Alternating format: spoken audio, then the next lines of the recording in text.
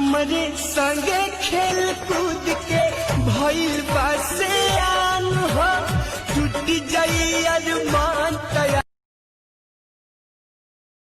मिलल बा सुतार बड़ी मौका से अवतार सोया आज बोका से नाश्ता कराई लिट्टी चोखा से अवतार सोया आज बोका से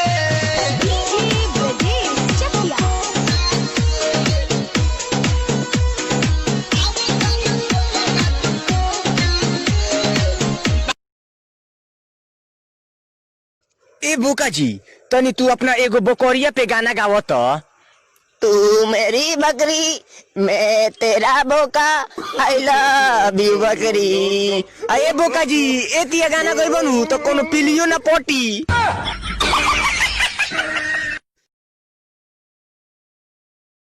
रे आज हमार बकरिया स्कूटी पे घूमत रहलसी। अरे का बात बा?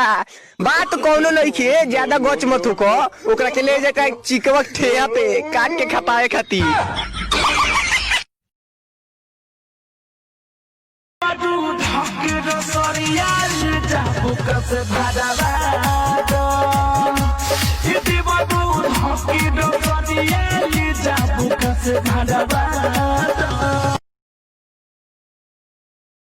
कुछू कह बोका जी लेकिन तार बेटवा आगे जाके नु तार नाम रोशन कर दी। काहे रे का बोल बा? ओनु आजे से तारा ले ज्यादा बुकिया फिरता। रे